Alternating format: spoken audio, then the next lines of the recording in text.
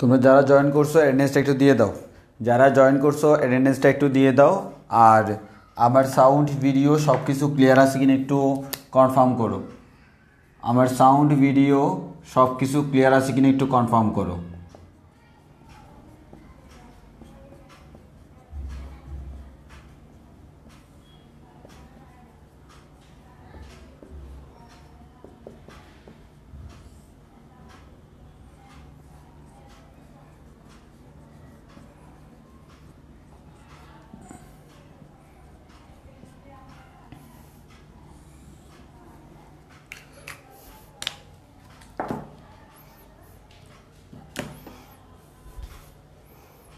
Sound video সব কিছু clear আছে কিনা একটু কনফার্ম করো।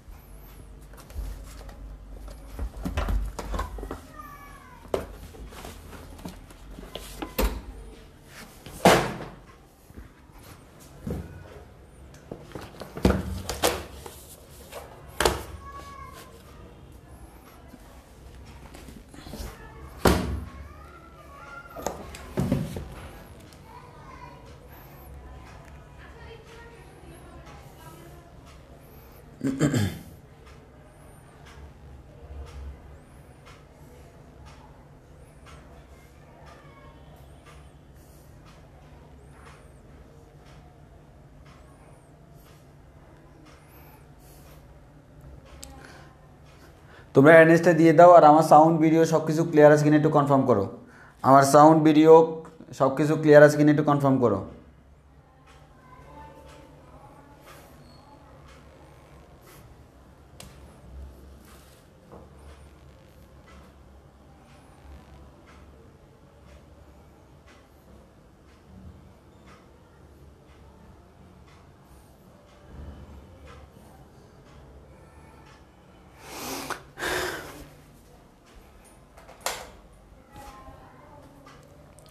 ওকে,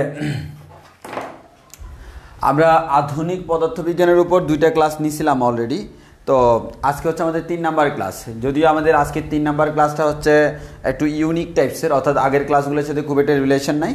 আর সেকেন্ড ক্লাসটা তো সম্পূর্ণ ইউনিক একটা ক্লাস ছিল, মাইকেলসন মরলে এক্সপেরিমেন্ট, অর্থাৎ একটা জাস্ট পরীক্ষা পড়াইছি আর বাকি কোনো কিছু আমার এখানে লাগবে না, অর্থাৎ সেটা তোমার শুধুমাত্র মাইকেলসন মরলের মধ্যে সীমাবদ্ধ।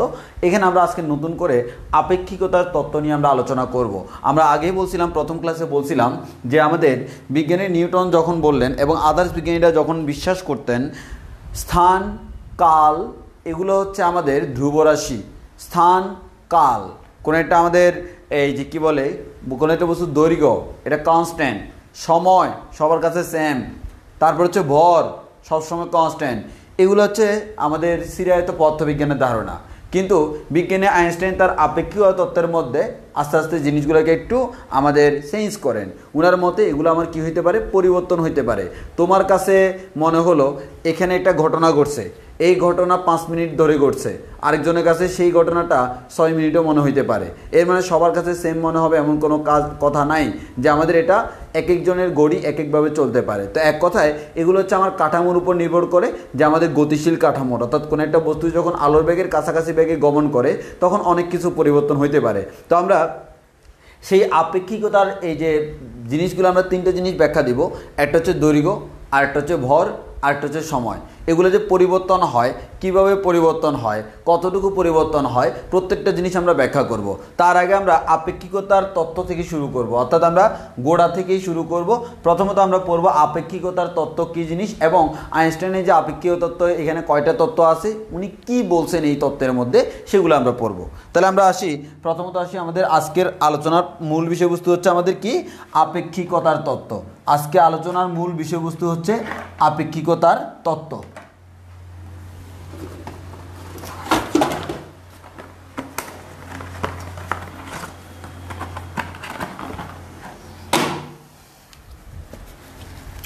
তাহলে আসো আমরা পড়ব হচ্ছে আপেক্ষিকতার তত্ত্ব। আপেক্ষিকতার তত্ত্ব, তাহলে আমরা আসি, বিজ্ঞানী আপেক্ষিকতার তত্ত্ব দিয়েছিলেন বিজ্ঞানী আইনস্টাইন। তাহলে আমরা বলি আইনস্টাইনের আপেক্ষিকতার তত্ত্ব। আপেক্ষিকতা তত্ত্ব, এই যে আইনস্টাইনের আপেক্ষিকতার তত্ত্ব, আইনস্টাইন আপেক্ষিকতার উপর দুইটা তত্ত্ব দিয়েছিলেন। আপেক্ষিকতার আইনস্টাইনের যে তত্ত্ব, তাকে দুইটা ক্যাটাগরিতে ভাগ করা হয়।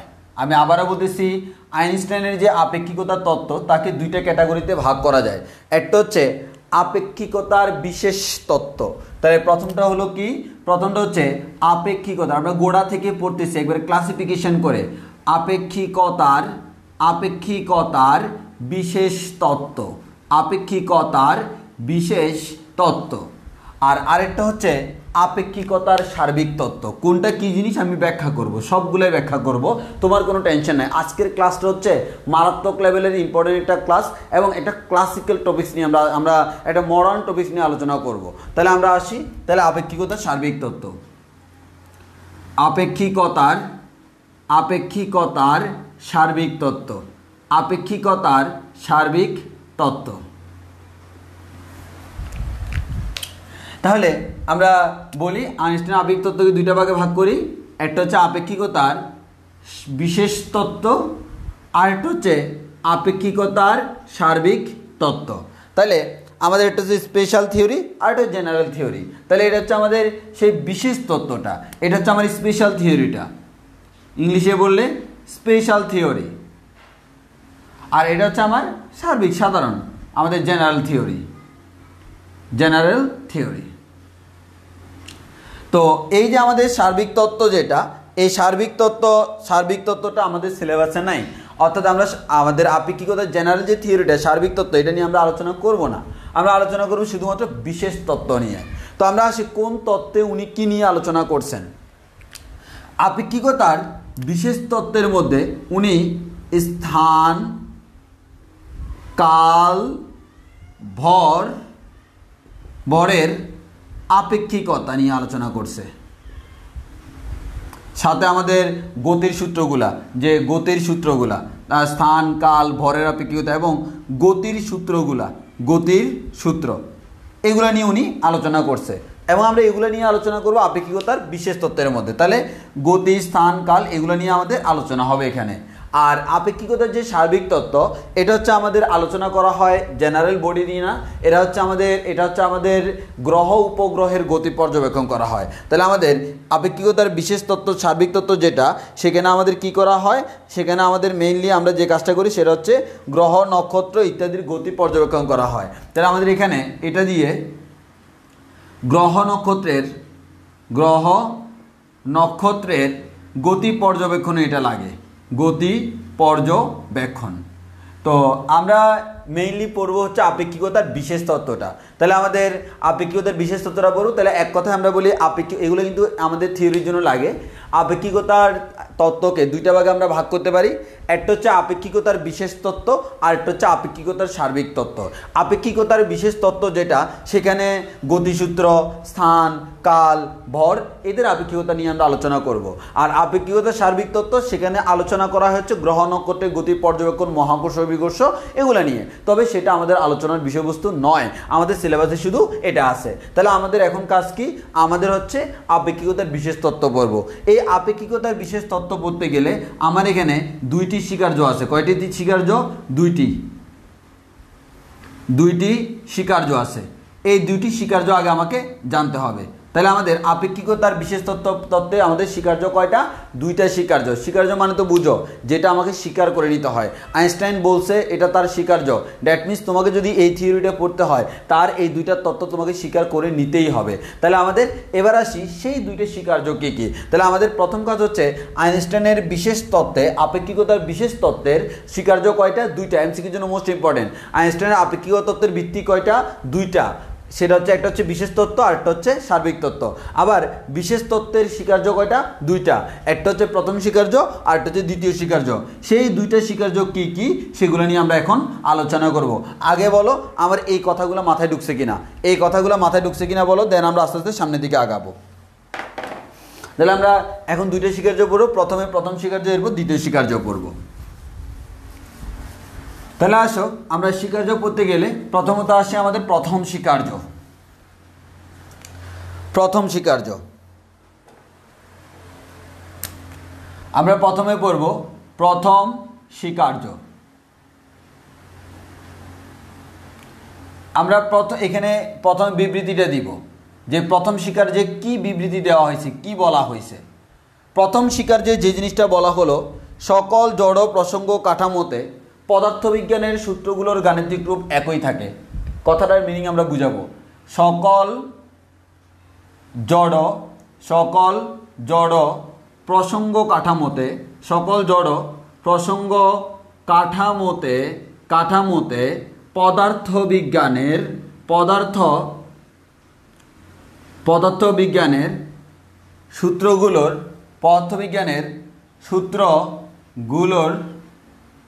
গাণিতিক রূপ একই থাকে। তাহলে আমরা এটা বুঝবো। বুঝার আগে আমাকে এটা জানতে হবে সেটা হচ্ছে কি ভাইয়া, জড় প্রসঙ্গ কাঠামোটা কি। তাহলে আমরা বলছিলাম প্রসঙ্গ কাঠামোকে তার ব্যাগের উপর ডিপেন্ড করে, সে কোন একটা কাঠামো যদি গতিশীল হয়, একজনের সাপেক্ষে আরেকজন, আর একটা কাঠামোর সাপেক্ষে যদি আরেকটা কাঠামো গতিশীল হয়, তখন ওই কাঠামোকে আমরা দুইটা ভাগে ভাগ করতে পারি। একটা হচ্ছে জড় প্রসঙ্গ কাঠামো আর একটা হচ্ছে অজড় প্রসঙ্গ কাঠামো। জড় প্রসঙ্গ কাঠামো কোনগুলা আমাদের, এখন তোমাদের কাছে আমার প্রশ্ন, জড় প্রসঙ্গ কাঠামো কাদেরকে বলবো? পরস্পরের সাপেক্ষে ধ্রুব বেগে গেলে নাকি না গেলে? তাহলে একটু কমেন্টে বলো তো, জড় প্রসঙ্গ কাঠামো কখন? পরস্পরের সাপেক্ষে ধ্রুব বেগে গেলে নাকি না গেলে? তাহলে বলো তো, জড় প্রসঙ্গ কাঠামো কখন? পরস্পরের সাপেক্ষে ধ্রুব বেগে গেলে নাকি না গেলে?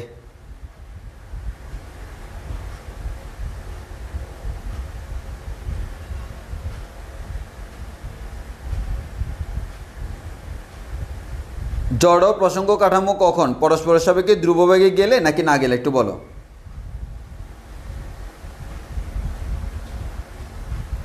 এক্স্যাক্টলি, পরস্পরের সাপেক্ষে ধ্রুববেগে গেলে। তাহলে আমরা বলতে পারি দুইটা কাঠামো যদি আমাদের পরস্পরের সাপেক্ষে ধ্রুববেগে চলে, তখন আমি তাকে বলবো হচ্ছে জড় প্রসঙ্গ কাঠামো। এখন মনে করো আমাদের এখানে একটা কাঠামো আছে, এখানে একটা প্রসঙ্গ কাঠামো আছে, এখানে একটা প্রসঙ্গ কাঠামো আছে, এক্স অক্ষ, ওয়াই অক্ষ, জেড অক্ষ। এই কাঠামোটাকে আমরা বলতেছি এটা হচ্ছে আমার একটা স্থির কাঠামো। এটা হচ্ছে কেমন? স্থির। এখন এখানে আমার আরেকটা কাঠামো আছে, এই কাঠামোটাকে আমরা বলতেছি গতিশীল। এটাকে বলতেছি স্থির, এটাকে বলতেছি গতিশীল। তাহলে স্থির যদি হয়, এই যে আমার কাঠামো তিনটা অক্ষ, তাহলে এই কাঠামোর তিনটা অক্ষকে আমরা এক্স, ওয়াই, জেড দ্বারা প্রকাশ করলাম। আর এই কাঠামোর তিনটা অক্ষকে X prime, Y prime, Z prime দ্বারা প্রকাশ করলাম। তাহলে এখানে আমরা এক্স, ওয়াই, জেড দ্বারা বুঝতেছি এটা হচ্ছে আমাদের স্থির কাঠামোর জন্য, আর গতিশীল কাঠামো বোঝানোর জন্য আমি একটা প্রাইম দিলাম। প্রাইম মানে হচ্ছে গতিশীলটা। এখন আমি ধরে নিলাম আমার এই কাঠামো যদি স্থির হয়, এই কাঠামোর সাপেক্ষে এই কাঠামোটা এদিকে বি ধ্রুববেগে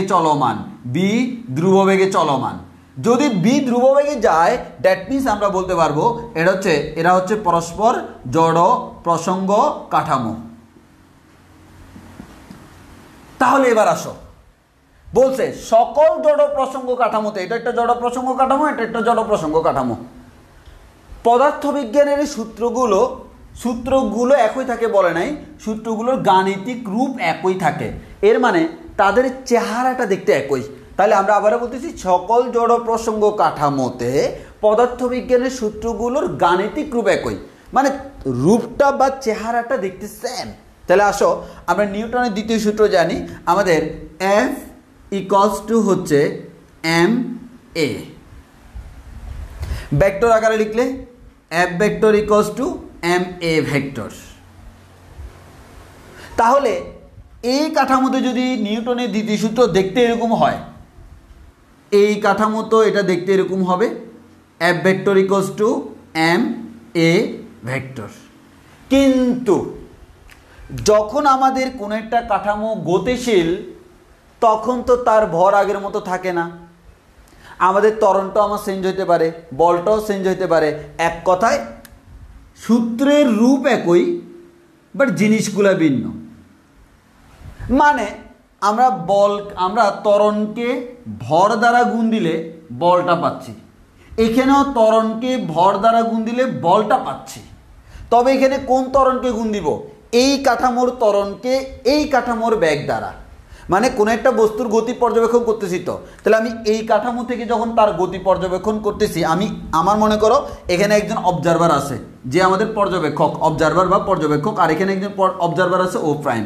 তাহলে ও যে অবজারভারটা, যে পর্যবেক্ষক, সে দেখতেছে কোনো একটা বস্তুর তার ভর এত, তার ত্বরণ এত, তাহলে আমাদের ভর এবং ত্বরণকে গুণ করলে বলটা পেয়ে যাব। ঠিক সেম বস্তুটা তাকে ও প্রাইম একজন পর্যবেক্ষক, সে কিন্তু এই কাঠামো থেকে সে দেখতেছে তার সে এত ত্বরণে যাচ্ছে, এত ভরে যাচ্ছে, তার বলটা হচ্ছে এত। ফর এক্সাম্পল, মনে করো আমার একটা পাখি, কেমন পাখি দিতাম? পাখি না দিয়ে কচ্ছপ আঁকে ফেলি, এটা মনে করো একটা কচ্ছপ। এই কচ্ছপটা আমার এইদিকে আমার এটা ত্বরণে যাচ্ছে। তাহলে এখান থেকে অবজারভার, দেখো এই দুইটা কিন্তু ভিন্ন কাঠামো। আমরা আধুনিক পদার্থবিজ্ঞানের কনসেপ্টটা দেখো, এই কাঠামোর অবজারভার দেখতেছে এই কচ্ছপটার ভর হচ্ছে এম, তার ত্বরণ হচ্ছে এ, তাহলে বরকে ত্বরণ দ্বারা গুণ দিলে বল পাবো। এই অবজারভার দেখতেছে এই কচ্ছপটার ত্বরণ হচ্ছে এ প্রাইম, বর হচ্ছে এম প্রাইম, মানে তার কাছে তার মতো মনে হবে, তখন সে দুইটাকে গুণ করলে বল পাইল। এর মানে এক কথায় সূত্রের গাণিতিক রূপ সেম, বাট মান তো আর সেম না। মান তো সেম হইতে পারে, ভিন্ন হইতে পারে, আমরা সেটাই বলতে চাই। তাহলে বিজ্ঞানী আইনস্টাইনের বিশেষ তত্ত্বের প্রথম স্বীকার্য হলো সকল জড় প্রসঙ্গ কাঠামোতে পদার্থবিজ্ঞানের সূত্রগুলো গাণিতিক রূপ একই থাকে। মানে একইভাবে তুমি ক্যালকুলেশন করবা, মানটা হচ্ছে কাঠামোর উপর ডিপেন্ড করবে। এটা আমাদের ক্লিয়ার কিনা বলো? এতটুকু আমাদের সবার ক্লিয়ার কিনা? আজকের টপিক্সটা আমাদের মারাত্মক লেভেলে ইম্পর্টেন্ট। তাহলে বলো আমাদের এই জিনিসটা তোমরা বুঝছো কিনা? তাহলে আমি আবারও বলতেছি, কি বলা হলো? সকল জড় প্রসঙ্গ কাঠামোতে পদার্থবিজ্ঞানের যে সূত্রগুলা, ওই সূত্রগুলোর গাণিতিক রূপ সেম, দেখতে চেহারা সেম, মানগুলো ভিন্ন হোক কোনো সমস্যা নাই। তো আমাদের এখানে এই যে সেম, ত্বরণকে ভর দ্বারা গুণ দিলে বল পাচ্ছি, ত্বরণকে ভর দ্বারা গুণ দিলে বল পাচ্ছি। এখন কোন কাঠামো থেকে হিসাব করতেছি ওই কাঠামোর মতো করে হিসাব হবে, বাট সূত্রটা এক্স্যাক্টলি সেম। এটাই হচ্ছে আমাদের প্রথম বিবৃতি। সকল জড় প্রসঙ্গ কাঠামোতে পদার্থবিজ্ঞানের সূত্রগুলোর গাণিতিক রূপ একই থাকে। সকল জড় প্রসঙ্গ কাঠামোতে পদার্থবিজ্ঞানের সূত্রগুলোর গাণিতিক রূপ কি থাকে? একই থাকে।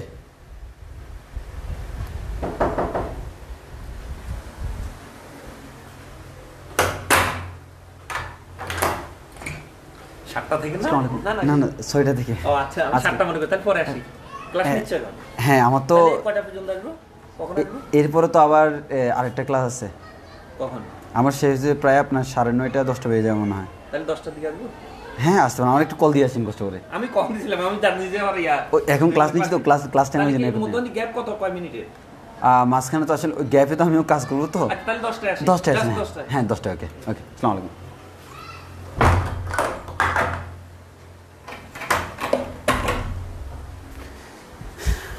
আচ্ছা, এতটুকুর মধ্যে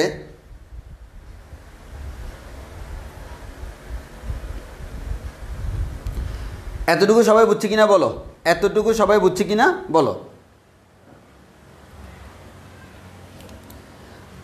তাহলে এটা হচ্ছে সিম্পল বিবৃতি। আমরা জড় প্রসঙ্গ কাঠামো কি জানি, যে যদি একটা কাঠামোর সাপেক্ষে আরেকটা কাঠামো ধ্রুব বেগে যায়, তাহলে ধ্রুব বেগে যখন যাচ্ছে তখন আমরা বলতেছি প্রত্যেকটা কাঠামোতে পদার্থবিজ্ঞানের সূত্রগুলোর গাণিতিক রূপ সেম। এখানে আমার সূত্রের যেরকম এখানেও সূত্রটা হচ্ছে সেরকম। তাহলে আমরা বলতে পারি সকল জড় প্রসঙ্গ কাঠামোতে পদার্থবিজ্ঞানের সূত্রগুলোর গাণিতিক রূপ সেম। এখানে যেরকম বলতেছি F = ma, এখানেও F = ma। জাস্ট কথা হচ্ছে m এর মান, a এর মান, f এর মান ভিন্ন বিধায় ভিন্ন।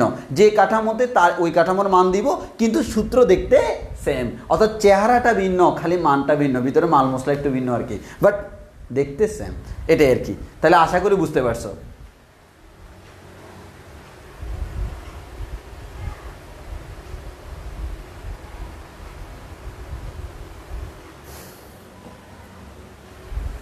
ওকে, এবার আমরা আরেকটু সামনের দিকে আগাই। হ্যাঁ, তাহলে এটা হচ্ছে প্রথম স্বীকার্য। একটু বিবৃতিটা মুখস্থ করতে হবে আর এগুলো জেনে রাখতে হবে। এটা হচ্ছে প্রথম স্বীকার্য। এবার আসি আমরা দ্বিতীয় স্বীকার্যে যাই।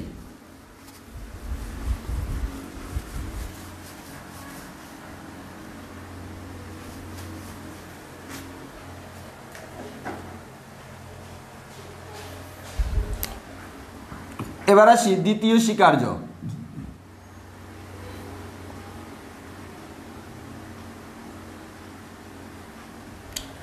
প্রথমে বিবৃতিটা লিখে দিই। বিবৃতি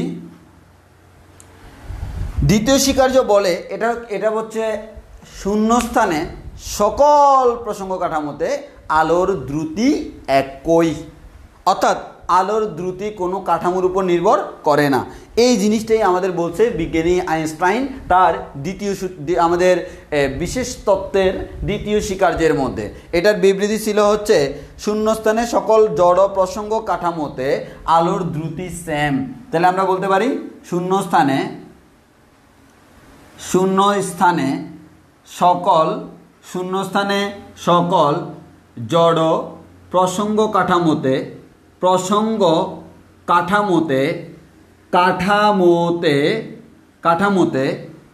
আলোর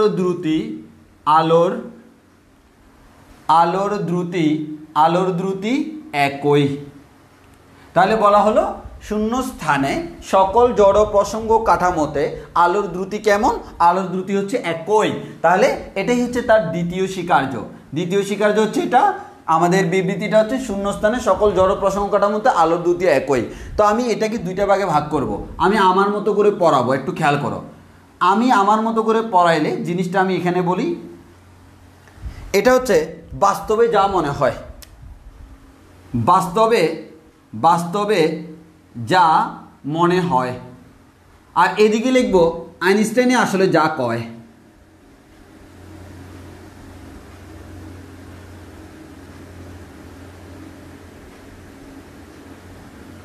তাহলে আমরা একটু পরে দেখব বাস্তবতা আইনস্টাইন থেকে ভিন্ন। তাহলে আমাদের বাস্তবে যা মনে হয়, যেটা আমার বাস্তবে মনে হয় সেটা আইনস্টাইনে নাহি কয়, আমার আইনস্টাইনে যা কয় তাহাই আমাকে সত্য বলে মানতে হয়। তো ওই কারণে আমরা আসবো, আমরা একটু বাস্তবতার দিকে যাই, তারপর আমরা আইনস্টাইনের দিকে যাব। তাহলে আমরা যে কাজটা করলাম সেটা হচ্ছে, মনে করো ফর এক্সাম্পল আমার কাছে 3টা কাঠামো আছে। কয়টা কাঠামো আছে? 3টা। তাহলে আমি 3টা প্রসঙ্গ কাঠামো একটু আঁকি। এটা হচ্ছে আমার একটা প্রসঙ্গ কাঠামো, একটু ছোটো ছোটো করে আঁকি আমার সুবিধার জন্য। প্রসঙ্গ কাঠামো, এটা হচ্ছে আমার দ্বিতীয় একটা প্রসঙ্গ কাঠামো, এটা হচ্ছে তৃতীয় একটা প্রসঙ্গ কাঠামো। এই প্রসঙ্গ কাঠামোকে নাম দিলাম S1, এই প্রসঙ্গ কাঠামোকে নাম দিলাম S2, এই প্রসঙ্গ কাঠামোকে নাম দিলাম S3। এবার আমি তোমাকে বললাম তোমার বইতে একটা এক্সাম্পল আছে যেটা অনেকে বুঝে না, আমি সেই এক্সাম্পলটা দিয়ে ওই এক্সাম্পলটার ফিজিক্যালি আমি ব্যাখ্যা দিচ্ছি। দেখো, খুব সুন্দর করে ব্যাখ্যা দিব ইনশাআল্লাহ। দেখো, প্রথমে আমি বললাম ভাইয়া এই যে কাঠামোটা, তাহলে আমরা এটাকে আমাদের এই কাঠামোটাকে আমরা বলতেছি এটা হচ্ছে স্থির। এটা হচ্ছে কেমন? স্থির। এই যে কাঠামোটা এটা হচ্ছে c/4 ব্যাগে এই কাঠামো থেকে দূরে সরে যায়,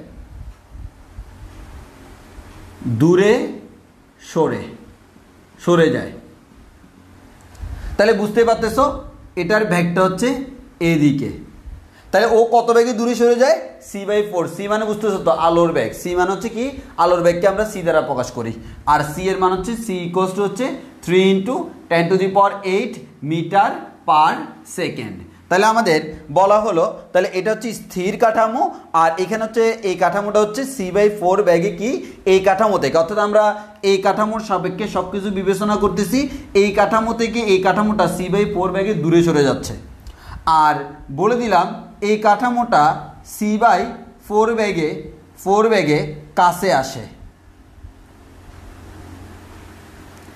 ও তাহলে এইদিকে বি বেগে যাচ্ছে, ব্যাগের মানটা দিলাম c/4 আমার ক্যালকুলেশনের সুবিধার জন্য, ওইখানে তোমাদের বইয়ের মতো দিলাম c/4 ব্যাগে ও দূরে সরে যাচ্ছে, মানে এই কাঠামোতে মনে করো আমি আছি, আমার থেকে এই কাঠামো আস্তে আস্তে দূরে সরতেছে এত ধ্রুব বেগে, আর এই কাঠামো এত ধ্রুব বেগে কাছে আসতেছে। কাছে আসুক আর দূরে সরে যাক, সে যখন একটা নির্দিষ্ট ব্যাগে যাচ্ছে, তাহলে বলো এই কাঠামোগুলোকে কেমন কাঠামো বলবো, জড় প্রসঙ্গ কাঠামো নাকি অজড় প্রসঙ্গ কাঠামো? আগে আমাকে এটার আনসার দাও, আমি কি এদেরকে জড় প্রসঙ্গ কাঠামো বলবো নাকি অজড় প্রসঙ্গ কাঠামো বলবো, সেটা আমাকে বলো।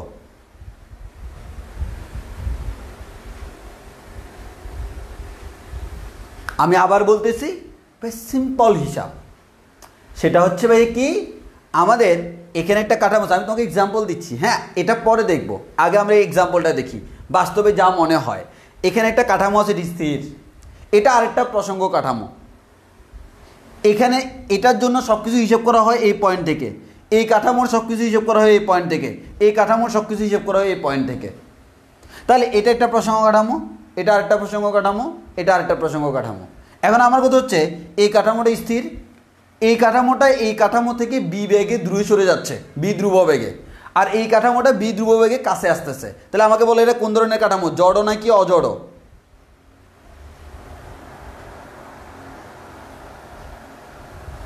আমি ধ্রুব বেগে বলছি, জড় নাকি অজড়? সবাই অনেকে অজড় এনে বলতেছো, জড় প্রসঙ্গ কাঠামো, এটা বি ধ্রুব বেগে যাচ্ছে, ধ্রুব বেগে গেলেই হচ্ছে জড় প্রসঙ্গ কাঠামো। ধ্রুব বেগে, এরা কোন বেগে যাচ্ছে, এরা ধ্রুব বেগে যাচ্ছে। একজন ধ্রুব বেগে দূরে সরতেছে, আরেকজন ধ্রুব বেগে কাছে আসতেছে, আসুক সে কাছে সে যাক দূরে, তারটা আমাদের তার ব্যাগটা কি আসলে ধ্রুব বেগ কিনা সেটাই আমাকে দেখতে হবে, সে ধ্রুব বেগে আসে অথবা ধ্রুব বেগে যায় কিনা। তাহলে এটা হচ্ছে আমাদের জড় প্রসঙ্গ কাঠামো, এটা হচ্ছে জড় প্রসঙ্গ কাঠামো, এক্স্যাক্টলি বুঝতে পারছি, এটা হচ্ছে জড় প্রসঙ্গ কাঠামো।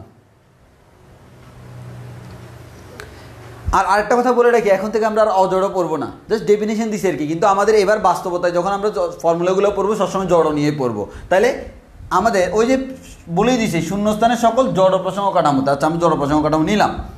এবার একটু খেয়াল করো, এখানে একজন অবজারভার আছে, অবজারভার 1, এখানে একজন অবজারভার আছে, অবজারভার 2, এখানে একজন অবজারভার আছে, অবজারভার 3। অবজারভার মানে বুঝো তো পর্যবেক্ষক, মানে পর্যবেক্ষক 1, পর্যবেক্ষক 2, পর্যবেক্ষক 3। এবার একটু ভালো করে খেয়াল করো, এই পর্যবেক্ষক 1-এর এখান থেকে একটা লাইট মারা হলো,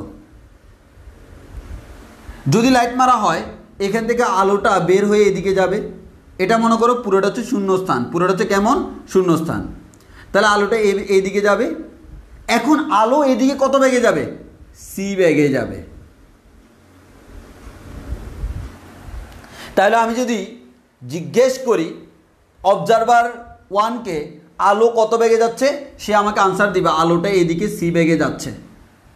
এবার যদি অবজারভার 2-কে জিজ্ঞেস করি, সে বলবে আলো আমার এদিকে যাচ্ছে সি বেগে, কিন্তু সে যাচ্ছে বি বেগে, আলটিমেটলি তার কাছে মনে হবে সি মাইনাস বি বেগে। তাহলে অবজারভার 1-এর কাছে মনে হবে আলোর বেগ হচ্ছে সি, অবজারভার 2-এর কাছে মনে হবে আলোর বেগ হচ্ছে সি মাইনাস বি। অবজারভার 3-কে যদি জিজ্ঞেস করি, তার কাছে মনে হবে আলোটা যেহেতু সি বেগে এদিকে যাচ্ছে, সে এদিকে আসতেছে, তখন এই অবজারভার 3-এর কাছে মনে হবে, তার কাছে মনে হবে আলোটা হচ্ছে সি প্লাস বি বেগে যাচ্ছে। তো বি মানে কত, বি এর মান তো আমরা এখানে দিলাম c/4, তাহলে আমরা এখানে লিখতে পারি C minus c/4, C plus c/4। আমরা একটু নিচে লিখি, অবজারভার 3 এর কাছে মনে হচ্ছে সি প্লাস c/4। তো ক্যালকুলেশন করলে এখানে কি আসে, ক্যালকুলেশন করলে এখানে আসে আমাদের 3c/4, এখানে আসে আমাদের 5c/4। এর মানে হচ্ছে তুমি একটা আলো এখান থেকে মারলা, তুমি স্থির, এই এখন একজন পর্যবেক্ষক এখানে আছে, আরেকজন এখানে আছে, এই পর্যবেক্ষক কিন্তু স্থির, আর এই কাঠামো যেহেতু বি বেগে এদিকে গতিশীল, এর মানে এই পর্যবেক্ষকও গতিশীল, আর এই কাঠামো যেহেতু বি বেগে এদিকে গতিশীল, এই পর্যবেক্ষকও গতিশীল। তাহলে প্রথম জনকে জিজ্ঞেস করলে তার কাছে মনে হবে আলোর বেগ সি, এদিকে যাচ্ছে। দ্বিতীয় জনকে জিজ্ঞেস করলে সে বলবে, সে যেহেতু এদিকে বি বেগে যাচ্ছে, আলো যখন সি বেগে এদিকে আসতেছে, তার কাছে মনে হবে আলোটা সি মাইনাস বি বেগে যাচ্ছে, এর মানে সি মাইনাস c/4 মানে 3c/4 বেগে। আর ওর কাছে মনে হবে আলোটা সি প্লাস c/4 মানে হচ্ছে 5c/4 বেগে যাচ্ছে। একটুক বুঝছে কিনা? এটা হচ্ছে ওদের কাছে মনে হবে, ওদের কাছে মনে হবে। অর্থাৎ বাস্তবতা আমাকে এটাই শিখায়, বাস্তবতা বলে ওদের কাছে এটা মনে হবে। একটুক তোমরা বুঝছো কিনা? এতটুকু তোমরা বুঝছো কিনা আমাকে বলো আগে, এটা আমাকে রিভিউ দাও, এতটুকু বুঝছো কিনা? এখানে না বুঝলে ঝামেলা আছে, এখান থেকে এমসিকিউ আসে কিন্তু। তাহলে বাস্তবে আমার কাছে এরকম হবে বলে মনে হচ্ছে, ঠিক কিনা? এটা তোমরা বুঝছো কিনা বলো। আমরা বলছিলাম যে আমাদের আপেক্ষিকতার ক্ষেত্রে আমরা কি জানি, একই দিকে দুইটা বস্তু একই দিকে গমন করলে একটার সাপেক্ষে আরেকটার বেগ হচ্ছে, তাদেরকে বিয়োগ করে দিলে হয়ে যায়। আর বিপরীত দিকে যদি তারা বিপরীত দিকে গমন করে, একজন এই দিকে আরেকজন এই দিকে, তখন যোগ করে দিলে হয়ে যায়। সেই কাজটাই করছি।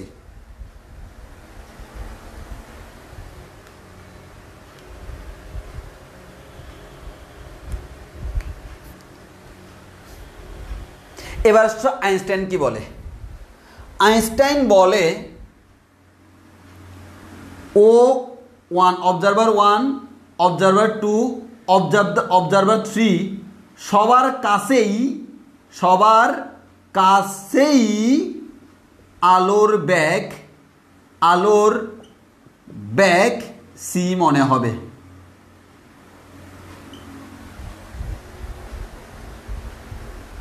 আইনস্টাইন বলে দিছে যে আসলে আমার কাছে বাস্তবিক ক্ষেত্রে ক্যালকুলেশন করলে মনে হয় যে এরকম, এই যে আমার অবজারভার 1 এর কাছে মনে হবে সি, অবজারভার 2 এর কাছে মনে হবে 3c/4, অবজারভার 3 এর কাছে মনে হবে 5c/4। কিন্তু আসলে প্রকৃতপক্ষে যদি বলি, প্রকৃতপক্ষে তিনজনের কাছে আমার আলোর বেগ সি মনে হবে। এর মানে আলোর বেগ কখনো কাঠামোর উপর নির্ভর করে না। তাহলে আমরা বলতে পারি এটা কাঠামোর উপর নির্ভর করে না। কাঠামোর উপর নির্ভর করে না কে? আলোর বেগ, শুধুমাত্র আলোর বেগ, অন্য কেউ না। কাঠামোর উপর নির্ভর করে না। এর মানে সকল প্রসঙ্গ কাঠামোতে আলোর বেগ কেমন? সেম। ওই যেটাই বললো, শূন্যস্থানে সকল জড় প্রসঙ্গ কাঠামোতে আলোর দ্রুতি একই। এটা দিয়ে এমসিকিউ আসছে পরীক্ষায়। আসলো একটা কাঠামো c/4 বেগে দূরে চলে যাচ্ছে, একজন অবজারভার যদি ওই কাঠামোতে অবস্থান করে, তার কাছে আলোর বেগ কত মনে হবে? সবাই দেখায় আসে 3c/4। আনসার ভুল, আনসার হচ্ছে সি হবে। অর্থাৎ ওর কাছেও মনে হবে আলোর বেগ সি, ওর কাছেও মনে হবে আলোর বেগ সি, ওর কাছেও মনে হবে আলোর বেগ সি। কিন্তু বাস আমার কাছে মনে হচ্ছে এটা হওয়ার কথা, কিন্তু আইনস্টাইন বলতেছে এটা হবে না, এটাই হবে। এর মানে আলোর বেগ কখনো আমাদের আলোর বেগ কখনো প্রসঙ্গ কাঠামোর উপর নির্ভর করে না। কাঠামো যে কোনো জড় প্রসঙ্গ কাঠামোতে শূন্যস্থানে আলোর বেগ সি। আশা করি সবাই বুঝতে পারছো। তাহলে কাঠামো কোনটা তার উপর কিন্তু আলোর বেগটা নির্ভর করতেছে না। এর মানে যে কাঠামো যে বেগে গতিশীল থাকুক, সে যেই দেখুক আলোর বেগকে সবসময় সি বেগে যাইতে দেখবে। এটাই হচ্ছে আইনস্টাইনের দ্বিতীয় স্বীকার্য, বিশেষ তত্ত্বের দ্বিতীয় স্বীকার্য। এটা বুঝছি কিনা বলো, এটা বুঝছি কিনা বলো। আমরা এক্সাম্পলটা অনেকেই বুঝি না, এটা বুঝছি কিনা বলো।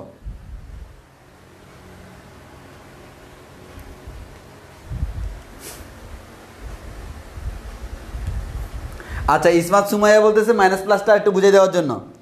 যদিও মাইকেলসন মর্লি এক্সপেরিমেন্টটা গদিন করে থাকলে তুমি বুঝার কথা, তাও আমি আচ্ছা আর একটু পরে বলে দিব। তাও আচ্ছা এইদিকে বলে দিই।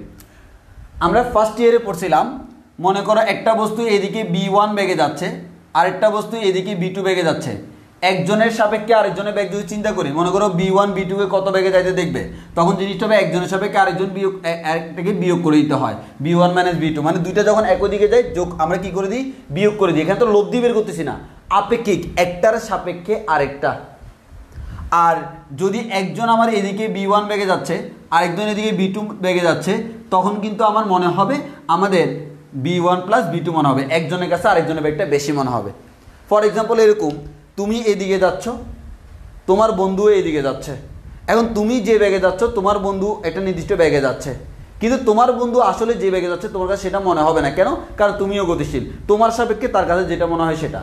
আবার তুমি এদিকে যাচ্ছ, অপোজিট থেকে একটা গাড়ি তোমার দিকে আসতেছে, দেখো যখন তোমার গাড়ি এদিকে যাচ্ছে, অপোজিট গাড়ি এদিকে আসতেছে, তোমার কাছে মনে হবে কি জোরে গাড়িটা যাচ্ছে, কিন্তু তুমি নিজেই জানো আসলে এত জোরে গাড়িটা যাচ্ছে না।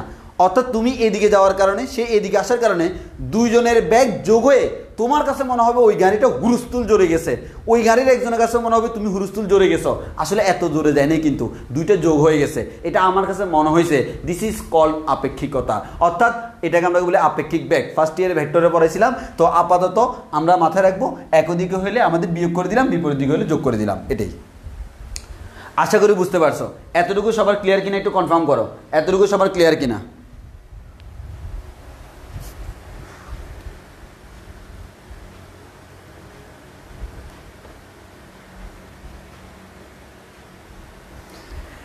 এখন সবাই আইনস্টাইনের আপেক্ষিকতা, আইনস্টাইনের সুনাম করা শুরু করছে, কারণ আইনস্টাইন জটিলতা পরিহার করে এটা বলছে। আর একজনে অলরেডি কমেন্ট করছে যে আমাদের বাস্তবে কি আসলে সি থাকে? জি, বাস্তবে আসলেই সি থাকে। বাস্তবে সি না থাকলে আজকে আপনাকে আমি এটা পড়াইতাম না। বাস্তবে আসলে সকল প্রসঙ্গ কাঠামোতে আলোর বেগ ধ্রুবক থাকে। আলোর বেগ, শুধুমাত্র আলোর বেগ, অন্য কেউ না। আলোর বেগ সকল প্রসঙ্গ কাঠামোতেই ধ্রুবক থাকে। ওই কারণে হচ্ছে আইনস্টাইন এই কথাটা বলছে। মানে তাহলে আমরা একটা কথা বলতে পারি, সেটা কি? সেটা হচ্ছে আলোর বেগের ক্ষেত্রে তুমি কোনো আপেক্ষিকতা থিওরি খাটাইতে পারবা না। মানে ওই কাঠামো এত বেগে যাচ্ছে, তার কাছে আলোর বেগটা কম মনে হবে, বেশি মনে হবে, এমন না। আর আরেকটা ইম্পর্টেন্ট কথা হচ্ছে, আমরা জানি আমাদের সবচেয়ে বেশি বেগ কার বেগ? আলোর বেগ। আলোর বেগের থেকে বেশি বেগ হওয়া সম্ভব না। ওই কারণে দেখো এখানে তোমার কি মনে হয়?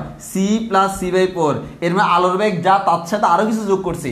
তোমার কাছে দেখে হয়তো এতক্ষণ টেনশন মনে হয় নাই, এবার তুমি টেনশন দেখো তো, এটা দেখে কি মনে হয় না সি এর সাথে কিছু একটা যোগ করা হয়েছে, এর মানে আলোর বেগের থেকেও বেশি মনে হয়েছে? এটা কি সম্ভব? না। আলোর বেগ ধ্রুবক, এটা কখনো কাঠামোর উপর নির্ভর করে না। এটা হচ্ছে আইনস্টাইনের তত্ত্ব এবং এটা সত্য কথা। তাহলে আমরা আলোর বেগের ক্ষেত্রে এরকম আপেক্ষিকতা খাটাইতে পারবো না, যোগ বিয়োগ করতে পারবো না। এবং এটাও মাথায় রাখতে হবে, আলোর বেগের থেকে বেশি বেগ সম্ভব না। তো সেই চিন্তাগুলোতে এটা প্রথমেই বাদ দিয়ে দেওয়া উচিত, যে এটা তো আলোর বেগের থেকে বেশি হয়ে যাচ্ছে, এটা সম্ভব না। তাহলে আশা করি এটুকু বুঝতে পারছো। যদি এতটুকু বুঝে থাকো, তাহলে এবার আমরা পড়বো হচ্ছে, আমরা দুইটা রূপান্তর পড়বো। এখন হচ্ছে ওই যে আইনস্টাইনের যে আমরা আজকে পড়বো হচ্ছে আইনস্টাইনের সময়ের থিওরিটা। সময়ের থিওরি কোনটা? যে আইনস্টাইন যে বলছে তুমি যখন কোনো একটা কাঠামো যখন গতিশীল থাকে তখন টাইমটা স্লো হয়ে যায়। এই স্লো কীভাবে হয়, এই পুরো প্রসেসটা আমি খুব সুন্দর করে ব্যাখ্যা করব। তার আগে তোমাকে দুইটা তত্ত্ব জানতে হবে, একটা হচ্ছে গ্যালিলিও তত্ত্ব, একটা হচ্ছে লরেন্স তত্ত্ব। সেই গ্যালিলিও এবং লরেন্স তত্ত্ব তোমাদেরকে এখন আমি দেখাবো।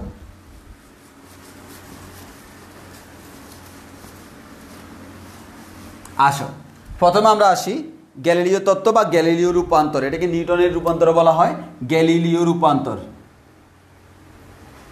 গ্যালিলিও রূপান্তর।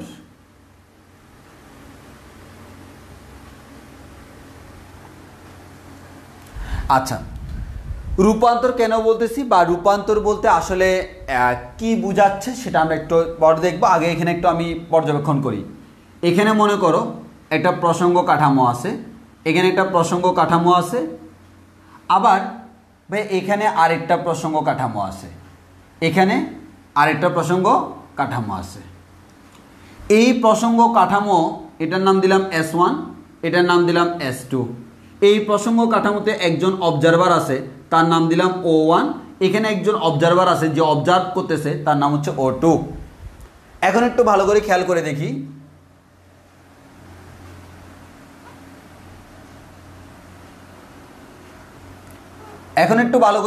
দেখি, আমরা বলে দিলাম এই যে প্রসঙ্গ কাঠামো, এটাকে আমি ধরে নিলাম স্থির, এটাকে আমি ধরে নিলাম কি? স্থির। আর এই যে প্রসঙ্গ কাঠামো, এটাকে ধরে নিলাম গতিশীল। এই প্রসঙ্গ কাঠামোর স্থানাঙ্কগুলোকে আমরা XYZ দ্বারা প্রকাশ করব। এই কাঠামোর স্থানাঙ্কগুলোকে আমরা X', Y', Z' দ্বারা প্রকাশ করব।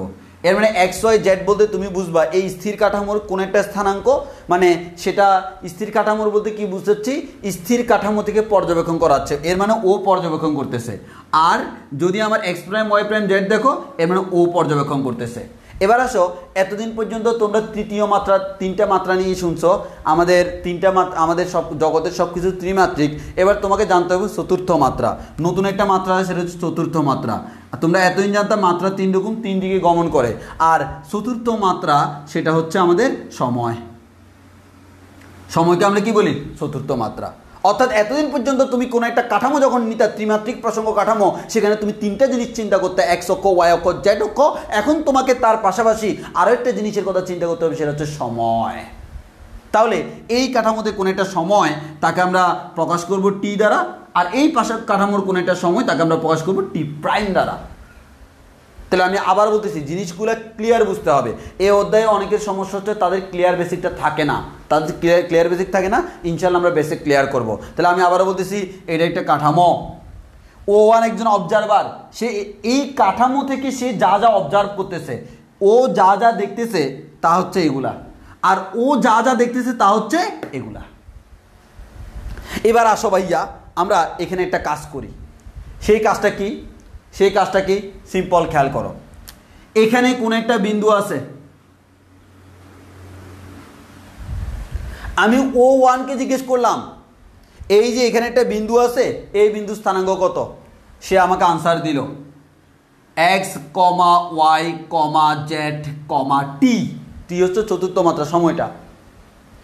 আমি ও টুকে জিজ্ঞেস করলাম, সে আমাকে আনসার দিল X prime Y prime Z prime T prime.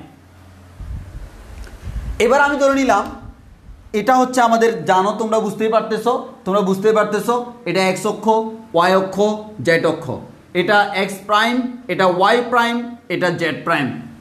আমার এই কাঠামোটা অ্যাকচুয়ালি কি হচ্ছে, সে এদিকে বি ধ্রুববেগে গমন করতেছে। এবার জড়ো, এই দিকটা কোন দিক? এক্স অক্ষের দিকে। তাহলে আমরা বলতে পারি আমার এই কাঠামোটা এক্স অক্ষের দিকে বি ধ্রুববেগে গমন করে,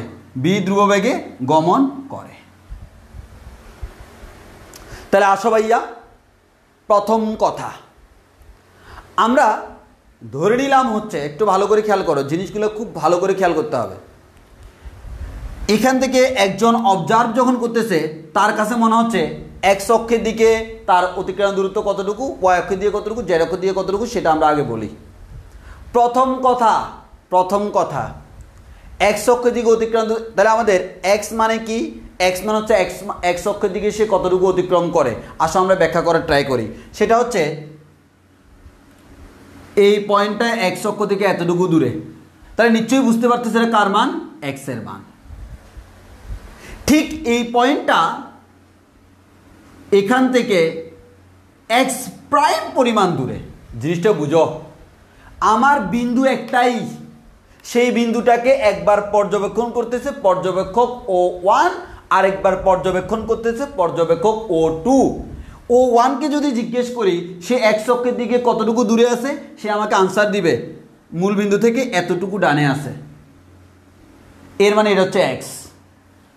আমি যদি অবজারভার টুকে জিজ্ঞেস করি, সে আমাকে আনসার দিবে মূল বিন্দু থেকে এতটুকু ডানে আছে, এক্স প্রাইম। এবার আসো, আমি ধরে নিলাম আমার এই দুইটা কাঠামো শুরুতে একই জায়গায় ছিল। শুরুতে কোথায় ছিল? একই জায়গায়, মানে আমার এই কাঠামোটা স্থির, এই কাঠামো আসলে এখানেই ছিল। এখন এখান থেকে সে বি ধ্রুববেগে গমন করা শুরু করলো, এর মানে আস্তে আস্তে দূরে যাচ্ছে।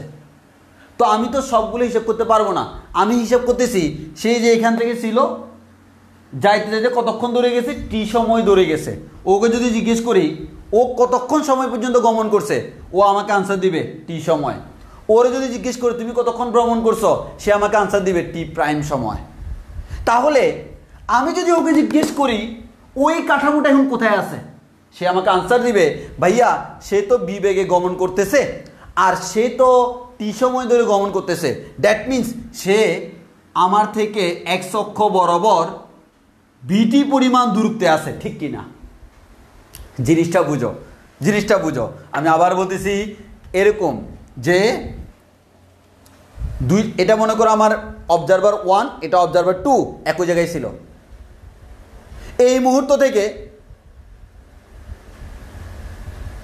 সে যাইতেই আছে, যাওয়ার সময় টি সেকেন্ড পর্যন্ত আমি তাকে অবজার্ভ করতেছি। কত টি, তাহলে আমি টি সেকেন্ডে সে কতটুকু গেল, এখান থেকে টি সেকেন্ডে সে বিটি পরিমাণ গেল, ওই কারণে এই দূরত্বটাকে বলতেছি ভিটি। যদি আমি এই দূরত্বটাকে বলি ভিটি, ওই মুহূর্তে মানে টি সেকেন্ড যাওয়ার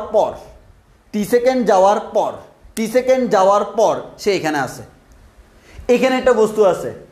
এখন ওরে জিজ্ঞেস করলাম সে ডান দিকে কতটুকু দূরে আছে, সে আমাকে বলবে এক্স। ওকে যদি জিজ্ঞেস করি সে আমাকে বলবে ওয়াই। ওরে যদি জিজ্ঞেস করি সে কত সময় ভ্রমণ করছে, সে বলবে টি। ওরে যদি জিজ্ঞেস করি সে আমাকে বলবে টি প্রাইম।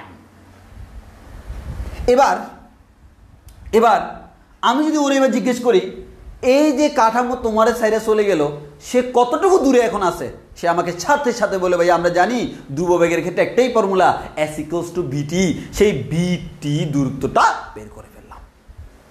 এখন স্বভাবতই তোমরা আমাকে বলো এক্স আর এক্স প্রাইম তো সেম না। এই গ্যালিলিও রূপান্তর বলতে আমরা এটাই বুঝি, সেটা হচ্ছে X comma Y comma Z comma T, এটাকে X prime Y prime Z prime T প্রাইমের রূপান্তর। এর মানে স্থির কাঠামোকে গতিশীলে রূপান্তর করব।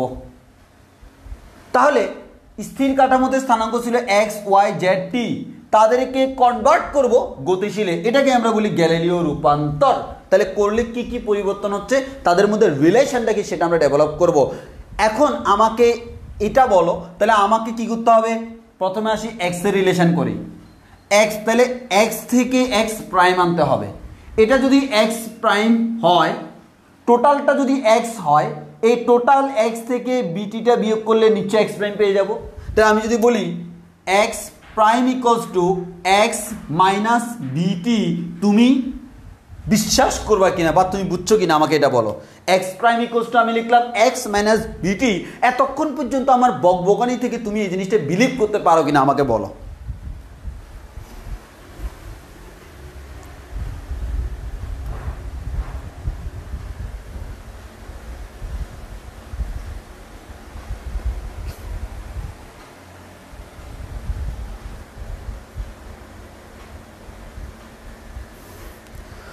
আমাকে বলো।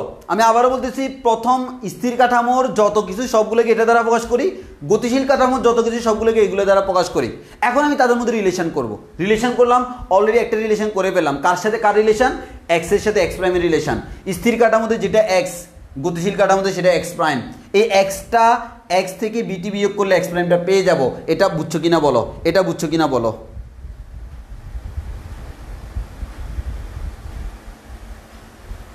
অনেকে টাইম নিয়ে কনফিউজ আছে, আর আবার টেনশন নাই তো। এখানে যে দেখতেছে তার হাতে একটা গড়ি ছিল, এখানে যে দেখতেছে তার হাতে একটা গড়ি ছিল। এখন ওর গড়িতে যতক্ষণ গেছে সে আমাকে সেই টাইমটা বললো টি, ওর গড়িতে যতক্ষণ মনে হয়েছে সে আমাকে টাইমটা বললো টি প্রাইম। একটু পরে আমি কমন সেন্স খাটাইয়া বলবো এই দুইটা হচ্ছে আসলে সেম। মানে এই কাঠামোতে আমি দাঁড়ায় আছি, আমার কাছে মনে হয়েছে 5 মিনিট, এই কাঠামোতে তুমি দাঁড়ায় আছো, তোমার কাছে তো মনে হয় 5 মিনিট। আমি বলতেছি আমি এখানে দাঁড়ায় আছি, তুমি বাসে করে সামনের দিকে 5 মিনিট সামনে গেলা, 5 মিনিট সামনে গেলা, তো তোমার গড়িতে কি মনে হবে, তাও 5 মিনিট হবে না? বাস্তবে আমার কাছে এটাই মনে হয়, এবং সেটাই আমরা একটু পর দেখাবো। এত আগে ভাগে আমাদের চিন্তা করার দরকার নেই।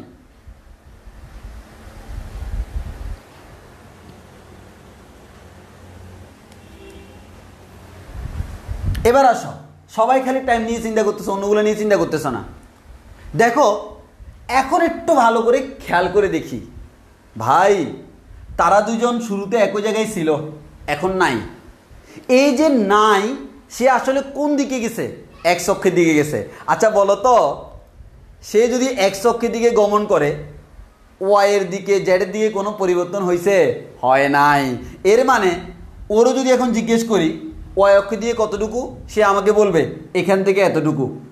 ওরও যদি জিজ্ঞেস করি তাও বলবে এখান থেকে এতটুকু। এর মানে ও যে পরিমাপ করলো ওয়াই প্রাইম আর ও যে পরিমাপ করলো ওয়াই, দুইটা আসলে সেম। কারণ সে তো গমন করছে এক্স অক্ষের দিকে, এক্স অক্ষের দিকে গমন করার কারণে এক্স অক্ষের দিকে স্থানাঙ্কটা দুজনের জন্য দুই রকম হয়ে গেছে। কিন্তু যেহেতু ওয়াই অক্ষ জেড অক্ষের দিকে কোনো পরিবর্তন নাই, ওই কারণে ওর কাছে ওয়াই এর মান যা, ওর কাছে ওয়াই এর মান তা, ওর কাছে জেড এর মান যা, ওর কাছে জেড এর মান তা।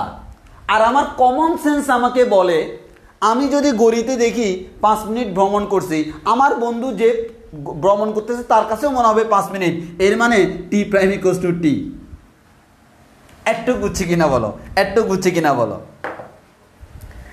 আবার একবারে পুরো জিনিসটা আমি সংক্ষেপে বলি। দেখো, আমার কথা হচ্ছে এটা একটা কাঠামো, এই কাঠামোর সকল স্থানাঙ্ককে আমি এক্স ওয়াই জেড টি দ্বারা প্রকাশ করব। মান দুইটাতে সেম হোক, আমার কোনো সমস্যা নাই। আমি তাকে আমি এটা এই যে এই কাঠামোর সেটা বোঝানোর জন্য স্থানাঙ্ক এরকম দিব, আর এটা যে গতিশীল কাঠামোর সেটা বোঝানোর জন্য স্থানাঙ্ক এরকম দিব। সমান হলে সমান লিখবো, সমস্যা তো নাই। এই যে সমান সমান লিখছি, বাট দেখতে তাদের যে এখন দেখো এই দুইটা আসলে সমান, এটার মানও 3 হলে এটার মানও 3, 3 3 সমান, কিন্তু দেখে বোঝা যাচ্ছে এটা গতিশীল কাঠামোর ওয়াই, এটা স্থির কাঠামোর ওয়াই। হ্যাঁ এটাই। তাহলে তারা দুজন একই জায়গায় ছিল। এরপর একটা কাঠামো, এই কাঠামোটা বি বেগে, বি ধ্রুব বেগে এক্স অক্ষ দিয়ে গমন করা শুরু করলো। কতক্ষণ ধরে গমন করলো? টি সময় ধরে। ওর কাছে মনে হয়েছে টি সময়, ওর কাছে মনে হয়েছে টি প্রাইম সমান, যদিও আমার দুইটা সমান। এরপরে সে যেহেতু এক্স অক্ষের দিকে গেল, তাহলে এক্স অক্ষের দিকে পরিবর্তন হলো, কিন্তু ওয়াই এবং জেড অক্ষের দিকে কোনো পরিবর্তন হয়নি। তাহলে আমরা এখান থেকে বলতে পারি ও যদি টি সময় ধরে গমন করে, তো আমার বি বেগে যদি টি সময় গমন করে, সে কতটুকু দূরত্ব গেছে? এস ইকুয়ালস টু ভিটি। তাহলে এটা যদি ভিটি হয়, এখন ওকে যদি জিজ্ঞেস করি এক্স অক্ষের দিকে দূরত্ব কতটুকু, সে বলবে এতটুকু। ওকে যদি জিজ্ঞেস করি সে বলবে এতটুকু। তাহলে আমরা বলতে পারি এই এক্স প্রাইম বের করতে হলে টোটাল এক্স থেকে বিটিটা বিয়োগ করতে হবে, অথবা এক্স প্রাইম আর বিটি যোগ করলে এক্স পাবো। সেম কথা। সবাই বুঝছি কিনা বলো, সবাই বুঝছি কিনা বলো।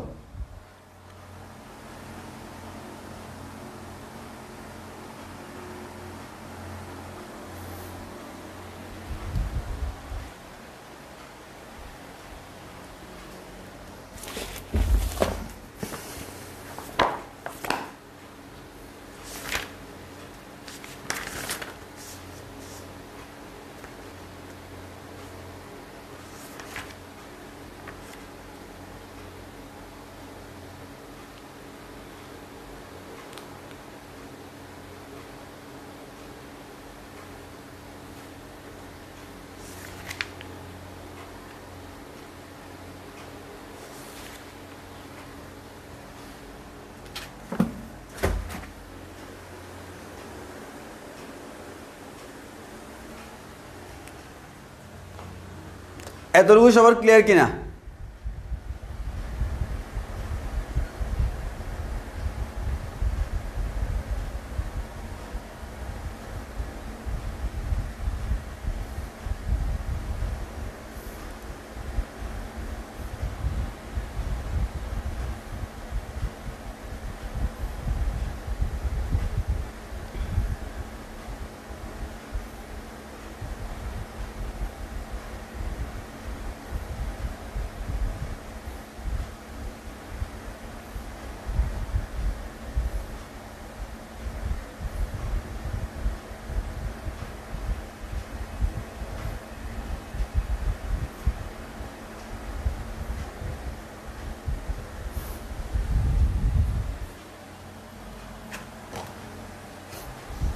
আচ্ছা, একজনে বলতেছে সব বুঝছি কিন্তু টাইমটা মাথায় আসতেছে না।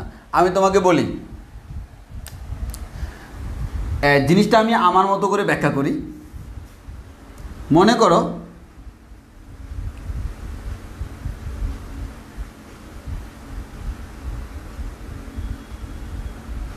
এটা একটা মোটর সাইকেল,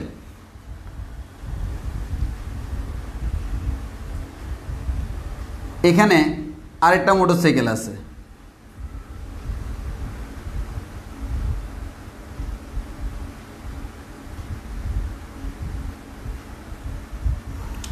এখন এটা হচ্ছে তুমি কি করলে? এখানে দাঁড়ায় আছো।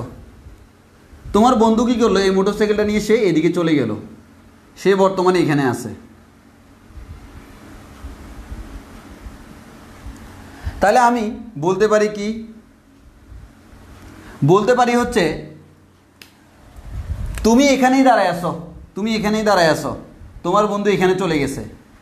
তাহলে তোমার বন্ধু যা দেখবে সে কিন্তু এখান থেকেই দেখবে, আর তুমি যা দেখবে এখান থেকেই দেখবা। মনে করো এখন একটা মেয়ে এখানে দাঁড়ায় আছে, একটা মেয়ে মনে করো এখানে দাঁড়ায় আছে। হ্যাঁ তুমিই বলো, তুমি যদি এটা মনে করো আমাদের সেই এক্স অক্ষ, এখন তোমার বন্ধু মনে করো তোমার থেকে কতটুকু আগে গেল, সেই বি ধ্রুববেগে যাচ্ছে, বিটি পরিমাণ সামনে চলে গেল। এখন মেয়েটা যদি তার থেকে এক্স প্রাইম দূরত্বে হয়, তোমার থেকে তো সে এক্স প্রাইম দূরত্বে না, এক্স দূরত্বে, মানে তুমি বলবো ওই যে মেয়েটা, আর ও বলবে এই তো মেয়েটা, মানে বুঝছো তো? তাহলে দুজনের থেকে কিন্তু ডিস্টেন্সটা সেম না। তাহলে এই যে তোমার বন্ধু অবজার্ভ করতে সে হচ্ছে অবজারভার 2, আর তুমি যে এখান থেকে অবজার্ভ করতে সেটা হচ্ছে অবজারভার 1। এবার এখান থেকে এখানে যাইতে তুমি তো তোমার বন্ধুরা দেখতেছ বেড়া যাচ্ছে যাচ্ছে যাচ্ছে, মেয়েটাকে দেখে থামছে। এই আমাদের যাইতে যাইতে কতক্ষণ লাগছে, তুমি তোমার গড়িতে দেখলো 5 মিনিট। এবার তোমার বন্ধুরা যদি জিজ্ঞেস করো এই কতক্ষণ বাইক চালাইছো, সে বলবে 5 মিনিট। তো আমি সেটাই বলতে, তুমি যেটা বলতে সেটা হচ্ছে টি, তোমার বন্ধু যেটা বলতে সেটা হচ্ছে টি প্রাইম। তো এখন কথা হচ্ছে তোমারগুলো সবগুলো হচ্ছে এক্স ওয়াই জেড টি, তোমার বন্ধুরগুলো সবগুলো হচ্ছে X prime Y prime Z prime T prime, সমান হইতেও পারে নাও হইতে পারে। এটা দ্বারা বুঝতেছি কথাগুলো তুমি বলতেছো, অবজারভার তুমি, আর এটা দ্বারা বুঝতেছি অবজারভার তুমি না তোমার বন্ধু। এবার বলো বুঝছে কিনা?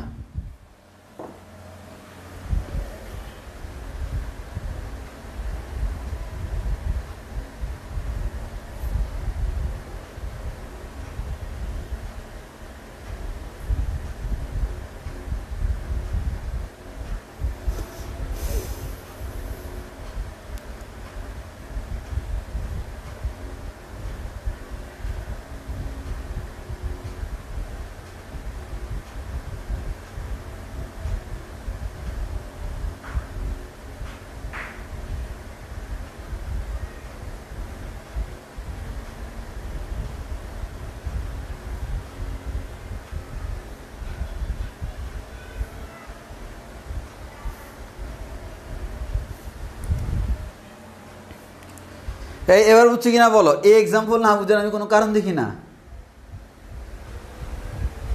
এখন সবাই বুঝবে।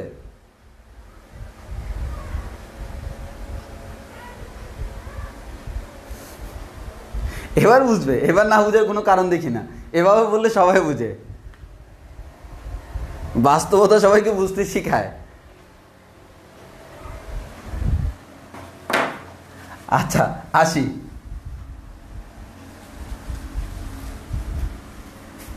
মেয়েটাকেও মুছে দিই, না হয় তোমাদের নজরের দিকে চলে যাবো আবার। হ্যাঁ ওকে, এবার ইকুয়েশনের দিকে নজর দাও। এখন আসো, তাহলে এই যে চারটা রূপান্তর দেখতেছো না, এক্স গুলা রূপান্তরিত হয়ে এক্স প্রাইমে কনভার্ট হচ্ছে, এটাকে আমরা বলি গ্যালিলীয় রূপান্তর। এটাকে আমরা বলি কি? গ্যালিলীয় রূপান্তর। এটাকে আমরা বলি গ্যালিলীয় রূপান্তর। এই গ্যালিলীয় রূপান্তর আবার তুমি তাকে ডিফারেন্সিয়েশনও করতে পারো, মানে তুমি ডিফারেন্সিয়েট করে তুমি বলতে পারো। ফর এক্সাম্পল তুমি যদি এক্স প্রাইমকে ডিফারেন্সিয়েট করো, তাহলে এই ক্ষেত্রে বলতে পারবো এটার জন্য ব্যাগগুলো হচ্ছে V X V Y V Z, আর এটার জন্য হচ্ছে V X prime V Y prime V Z prime. মানে ব্যাগ, এই ব্যাগ হচ্ছে এক্স বলতে এক্স অক্ষের দিকে, ওয়াই বলতে ওয়াই অক্ষের দিকে, জেড বলতে জেড অক্ষের দিকে। আর আমাদের প্রাইম দেওয়া আছে মানে এটা সেকেন্ড অবজারভারের জন্য, প্রাইম নাই মানে হচ্ছে প্রথম অবজারভারের জন্য। তো আমরা তো জানি velocity is the differentiation of আমাদের displacement with respect to time. সময়ের সাপেক্ষে তুমি যদি সরণকে অন্তরীকরণ করো বা আমাদের সরণকে অন্তরীকরণ করলে ব্যাগ পাবা। এখন আসো এক্স অক্ষের দিকে সরণ, এটাকে অন্তরীকরণ করলে পাবো বি এক্স। তাহলে আমরা এখান থেকে বলতে পারি V X prime equals to হচ্ছে D X prime divide by D T. এর মানে বুঝতেই পারতেছো D D T of X minus V T. এবার আমরা যদি বলি D X divide by D T minus velocity কিন্তু সমবেগে যাচ্ছে, সমবেগে মানে হচ্ছে বেগ সময়ের উপর নির্ভর করতেছে না, বেগটা সময়ের উপর নির্ভর করতেছে না, কারণ সময়ের উপর নির্ভর করলে তো সময় সময় চেঞ্জ হবে, তাহলে সময় যাই হোক বেগ কিন্তু সমান, কারণ সমবেগে যাচ্ছে ধ্রুব বেগে, বিটা বের হয়ে চলে আসবে ডিটি ডিটি। তাহলে আমরা এখান থেকে পাবো, এবার অন্তরীকরণ কাকে করলো, এক্সকে, এক্সটা কোন কাঠামোর, প্রথম কাঠামোর, তাহলে প্রথম কাঠামোর ভেলোসিটি এটা মিন করতেছে V X minus V T, এটা হচ্ছে বি এক্স প্রাইমের মান। আর এগুলোকে অন্তরীকরণ করলে তো বুঝতেই পারতেছো কি হবে, বি ওয়াই প্রাইম সমান V Y, V Z prime সমান হচ্ছে বি জেড। এই তিনটা হচ্ছে গ্যালিলিও রূপান্তর with respect to velocity. Velocity দিয়ে আমরা করলে এভাবে বলতে পারবো, এগুলো হচ্ছে আমার কি গ্যালিলিও রূপান্তর, এগুলো হচ্ছে কি গ্যালিলিও রূপান্তর। এবার গ্যালিলিও রূপান্তর যদি হয়, এবার আমরা পড়বো হচ্ছে বিপরীত গ্যালিলিও রূপান্তর। অর্থাৎ গ্যালিলিও রূপান্তরে তোমার কি হয়েছে, গ্যালিলিও রূপান্তর তুমি এক্স ওয়াই জেড টি এদেরকে X prime Y prime Z prime T প্রাইমে কনভার্ট করছো। এবার আমরা পড়বো হচ্ছে বিপরীত গ্যালিলিও। তাহলে গ্যালিলিওটা আশা করি সবাই বুঝছো। এবার হচ্ছে আমাদের বিপরীত গ্যালিলিও। বিপরীত গ্যালিলিও, বিপরীত গ্যালিলিও যেটা, সেই বিপরীত গ্যালিলিও রূপান্তরটা কেমন ভাইয়া, হ্যাঁ দেখো, বিপরীত গ্যালিলিও রূপান্তর যেটা, সেটা হচ্ছে আমাদের X prime Y prime Z prime T prime এদেরকে এক্স ওয়াই জেড টিতে কনভার্ট করব, মানে এবার উল্টা কাজ করব। তাহলে আমরা আসো এগুলো মুছে ফেলি, এগুলো আমার আর কোনো প্রয়োজন নাই। এবার উল্টা কাজ, উল্টা কাজ কি, এবার এগুলা থেকে এগুলাতে রূপান্তর করব, তখন হবে কি দেখো, তাহলে তুমি সিম্পল চিন্তা করে দেখো, তাহলে তোমার যদি এখন, তাহলে আমার কথা হচ্ছে এতক্ষণ পর্যন্ত আমাদের এই কাঠামোটা যে এতটুকু দূরে চলে গেছে সেটা মেজারমেন্ট করবে কে, ও। এবার যদি ওরে জিজ্ঞেস করতাম, ওরে জিজ্ঞেস করলাম যে আমি ওই যে কাঠামোটা কতটুকু দূরে আছে, সে আমাকে আনসার দিয়েছে বিটি। এবার যদি আমি ওরে জিজ্ঞেস করতাম, সে আমাকে আনসার দিত কি, সে আমাকে আনসার দিত V T prime, V T prime. কেন বি টি প্রাইম, তার কাছে তো সময়টা টি না, তার কাছে সময়টা টি প্রাইম, যদিও বাস্তবে সেম। তাহলে তখন আমার হয়ে যেত কেমন, তখন দেখো, তাহলে তুমি সিম্পল চিন্তা করো, এক্স প্রাইম প্লাস বিটি প্রাইম হবে এবার ইকুয়ালস টু হচ্ছে এক্স। তাহলে আমরা এখান থেকে কার মান বের করবো, আগে বের করছিলাম এক্স প্রাইমের মান, এবার বের করবো এক্স এর মান। এক্স ইকুয়ালস টু কি বলা যায়, এক্স ইকুয়ালস টু বলা যায় X prime plus V T prime. তাহলে ওয়াই ইকুয়ালস টু কি বলা যায়, same Y prime, Z equals to Z prime, T equals to T prime. এটাকেই আমরা বলতেছি বিপরীত গ্যালিলিও রূপান্তর। তাহলে এটা হচ্ছে গ্যালিলিও রূপান্তর, এটা হচ্ছে বিপরীত গ্যালিলিও। এখন একটা জিনিস খেয়াল করে দেখো, এটা হচ্ছে আমাদের কি বিপরীত গ্যালিলিও। তাহলে আমরা এখানে লিখি, এখানে লিখি বিপরীত, বিপরীত গ্যালিলিও। তো তোমরা আবার এখন আর এইভাবে ক্যালকুলেশন করার দরকার নাই, তোমরা এখন যে কাজটা করবা তোমাদের জন্য আরো সোজা। তোমরা কি করবা, গ্যালিলিও রূপান্তরের বি কে মাইনাস বি দ্বারা রূপান্তরিত করবা, বি এর জায়গায় মাইনাস বি বসালে বিপরীত গ্যালিলিও হয়ে যাবে। কেমন, এখানে বি ছিল, বি এর জায়গায় যখন মাইনাস বি বসালাম মাইনাস মাইনাসে প্লাস হয়ে গেল। আর কোন দিকে প্রাইম বসবে কোন দিকে প্রাইম বসবে না সেটা তো ডিপেন্ড করতেছে। আমার যখন আমি এক্স প্রাইম বের করতেছি ডান দিকে সব এক্স ওয়াই জেড টি, যখন এক্স বের করতেছি ডান দিকে সব X prime Y prime Z prime T prime, ঠিক আছে না। তাহলে আশা করি এবার বুঝবা এটা হচ্ছে গ্যালিলিও রূপান্তর, এটা হচ্ছে বিপরীত গ্যালিলিও রূপান্তর। এতটুকু সবাই বুঝছে কিনা বলো, এতটুকু সবাই বুঝছে কিনা বলো।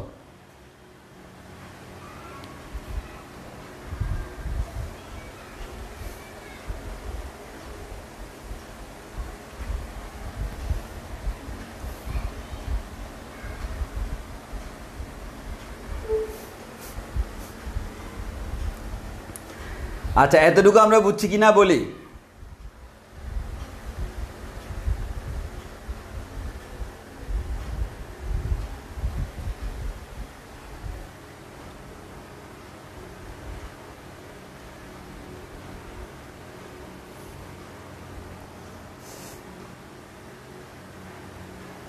ওকে, এবার আমরা সামনের দিকে আগাই। তাহলে এটা হচ্ছে গ্যালিলিও রূপান্তর হয়ে গেল। এবার আসি গ্যালিলিও রূপান্তরের সীমাবদ্ধতা, মানে এই রূপান্তরটা আসলে এতক্ষণ পর্যন্ত যা পড়ছি ভুল, এটা সীমাবদ্ধতা আছে, লিমিটেশনস আছে, এটা সবসময় অ্যাপ্লাই করা যাবে না, এটা সবসময় অ্যাপ্লাই করা যাবে না। কারণ এটা আইনস্টাইনের সাথে বেইমানি করছে। এখন থেকে আইনস্টাইনের সাথে কি বেইমানি করছে সেটা আমরা দেখব। এবার আমরা পড়ব হচ্ছে গ্যালিলিও রূপান্তরের সীমাবদ্ধতা। গ্যালিলিও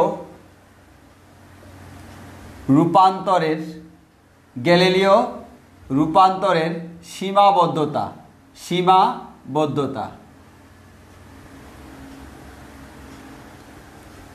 আচ্ছা, তো আমরা একটু ভালো করে খেয়াল করে দেখি।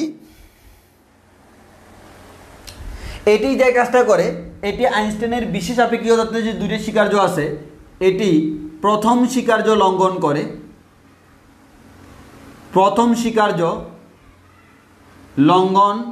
করে। আবার এটি আমার দ্বিতীয় স্বীকার্য লঙ্ঘন করে। আইনস্টাইনকে বাঁশ মেরে দিছে, দ্বিতীয় স্বীকার্য লঙ্ঘন করে।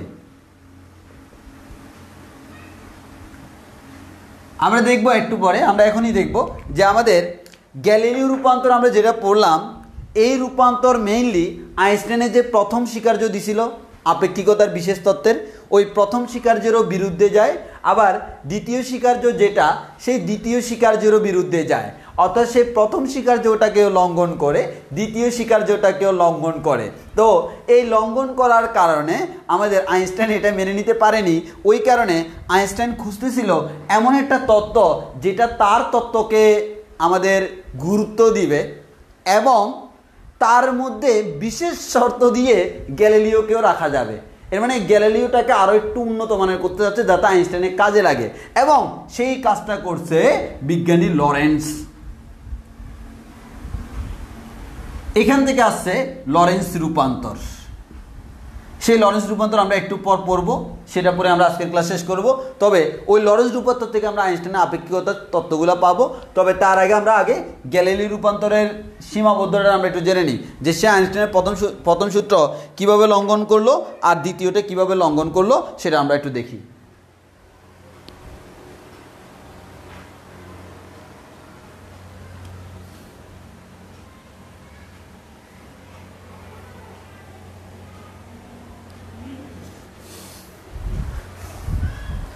তোমরা শত চিল্লাচিল্লি করেও লাভ নাই, ওরা ভুল করুক আর শুদ্ধ করুক, তোমাদেরকে পড়তেই হবে। সো ওনারা ভুল থেকে এখান থেকে একটা শিক্ষা আছে। সেই শিক্ষাটা হচ্ছে কি, এই বিজ্ঞানী ভুল করছে, তাকে মডারেট করে আরেকজন আরেকটু উন্নত করছে, তাকে মডারেট করে আরেকজন উন্নত করছে। আমরা এর পরের অধ্যায়ে গেলে দেখব, আমাদের পরমাণু মডেল যে অধ্যায়, সেখানে গেলে দেখব প্রথম দিকে বিজ্ঞানীরা মনে করতো আমাদের এই যে কি বলে কোনো একটা পরমাণু সে একটা আমাদের এরকম গোলাকার, তার ভিতরে ইলেকট্রনগুলো ছড়াই ছিটিয়ে থাকে। আরে ভাই, এটা তো আসল থিওরি না, আস্তে আস্তে আবিষ্কার হয়েছে। সো আমাদের ওয়েট করতে হবে যে কোনটার পর কোনটা, একটা থেকে একটা আস্তে আস্তে হয়েছে। যেমন এমন না যে এই তত্ত্ব 100% ভুল, এই তত্ত্বের কিছু সুযোগ সুবিধা আছে। এই গ্যালিলিও যদি এই কথাগুলো না বলতো, লরেন্স কখনো তার থিম পাইতো না। গ্যালিলিও থেকে থিম পাইয়া লরেন্স কাজ চালাইছে। ওই জন্য বলে তোমার যে জিনিস, সেই জিনিসগুলো কাউকে দিও না, সেই জিনিসগুলো কাজে লাগাইয়া নিজের জিনিসগুলোকে সব একসাথে করিয়া নতুন একটা যে জিনিসটা বানাবে সেটা তোমাকেই করে দিবে ফিনিশ। ওই কারণে নিজের জিনিস নিজের সাথে রাখো, আমাদের নিজেকে ফিনিশ করতে দিও না। তাহলে আসি,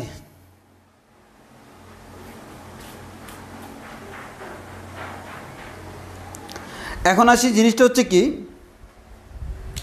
গ্যালিলিও রূপান্তর ক্ষেত্রে তুমি দেখছো এস কাঠামোতে এবং এস প্রাইম কাঠামোতে সূত্রগুলো একটু ভালো করে দেখিও তো। এক্সের সূত্রটা এক্স্যাক্টলি সেম না, কিন্তু মানে আমরা যে জিনিসটা বলতে চাচ্ছি সেটা হচ্ছে আসলে ওইটা তো হচ্ছে আমার কাঠামো থেকে কাঠামো ভ্যারি করলো, কিন্তু প্রত্যেকটা কাঠামোতে এখানে কিন্তু জাস্ট ওইটা কিন্তু ঠিক আছে। বাট তুমি যখন তড়িৎ এবং চুম্বকের ক্ষেত্রে এই গ্যালিলিও রূপান্তর কাজে লাগাতে যাবা, মানে হচ্ছে নর্মালি গ্যালিলিও রূপান্তর আমরা যা দেখলাম এতটুকু কিন্তু মিথ্যা না, এতটুকু সত্য এবং এটা সম্পূর্ণ সঠিক। কিন্তু তুমি তড়িৎ এবং চুম্বক বিজ্ঞানে যখন এই থিওরি কাজে লাগাতে যাবা, তখন দেখা যাবে এখনকার মতো হবে না। এক কাঠামোতে সূত্র যেরকম, আরেক কাঠামোতে সূত্রের চেহারাই চেঞ্জ হয়ে যাবে। আর আইনস্টাইন বলেই দিছে সকল জড় প্রসঙ্গ কাঠামোতে পদার্থবিজ্ঞানের সূত্রগুলোর গাণিতিক রূপ একই থাকে, কিন্তু সেখানে দেখা যায় সেটা থাকে না। ওই কারণে আমরা বলি তড়িৎ এবং চুম্বক বিজ্ঞানের ক্ষেত্রে এই গ্যালিলিওর সূত্রের আমার একটা সীমাবদ্ধতা আছে। ওই কারণে এটা আমার প্রথম সূত্রকে লঙ্ঘন করে, তাই আমরা এটা ইউজ করতে পারবো না। এবার আসো,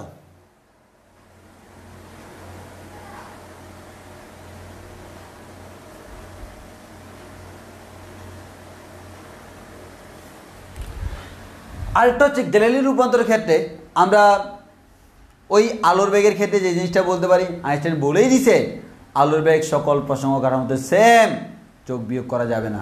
বাট গ্যালিলিও সেটার বিরুদ্ধে কথা বলছে। এর মানে এক কথায় গ্যালিলিও তত্ত্বটাকে আমরা ব্যাখ্যা করতে গেলে আমাকে ওই জিনিসটা মেনে নিতে হয়, আর সেই জিনিসটা মানা সম্ভব না আইনস্টাইনের মতে। ওই কারণে বললো এটা দ্বিতীয় স্বীকারযোগ্যও লঙ্ঘন করে। এরপর আসলো বিজ্ঞানী লরেন্স। বিজ্ঞানী লরেন্স দুইটা কাজ করছে। উনার মেইন থিম ছিল বস্তুর বেগ আলোর বেগের কাছাকাছি হলে কি হবে।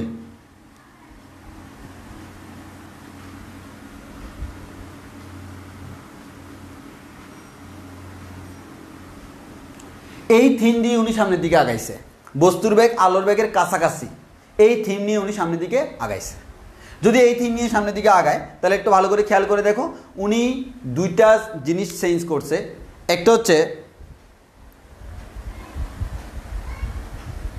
গ্যালিলিও যে এক্সের যে সূত্রটা ছিল না, সেই সূত্রের মধ্যে একটু পরিবর্তন আনছে।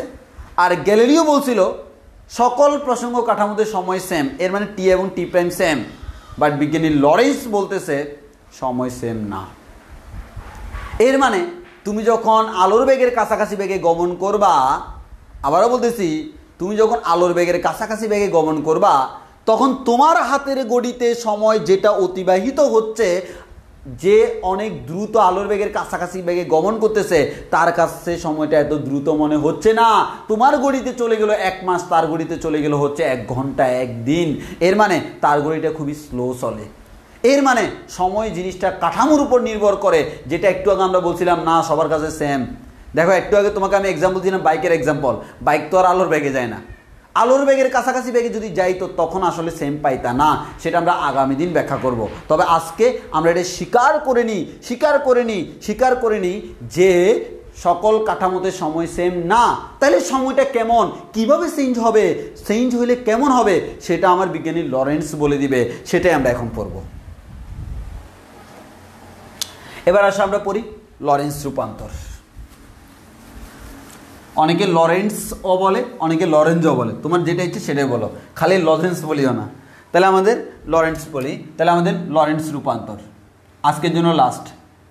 এখান থেকে আমরা আইনস্টাইনের যে সময়ের আপেক্ষিকতা একটা ব্যাখ্যা দিছে সেটা আমরা প্রমাণ করতে পারবো, এবং আগামী দিন সেটা দিয়ে আমরা ম্যাথও করে ফেলবো। লরেন্স রূপান্তর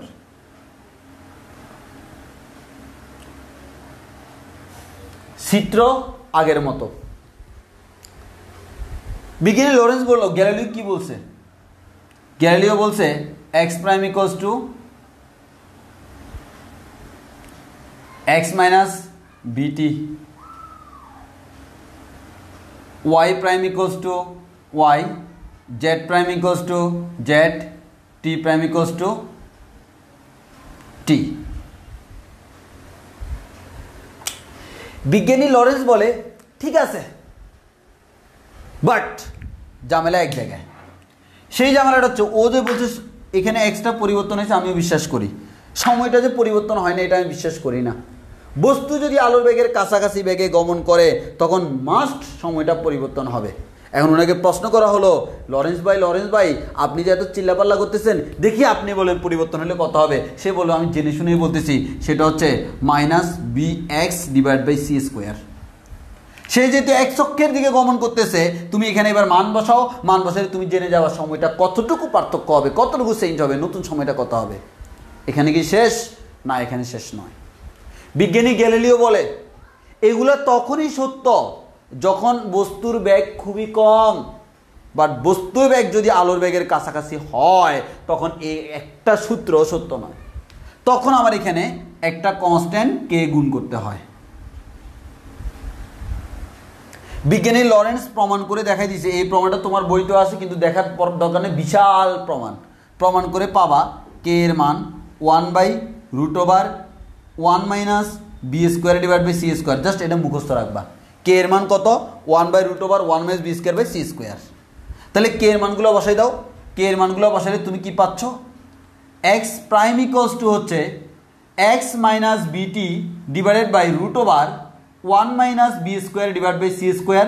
ওয়াই প্রাইম তো ওয়াইয়ের মতোই আছে, জেড প্রাইম জেডের মতোই আছে, আর সময়টা হচ্ছে উপরে থাকবে T minus V X by C square, T minus V X divide by C square, আর নিচে হবে root over 1 minus V square divide by C square. এটাই হচ্ছে আমার লরেন্স রূপান্তর। এবার এখান থেকে আনতে হয় হচ্ছে কি বিপরীত লরেন্স, বিপরীত Lawrence.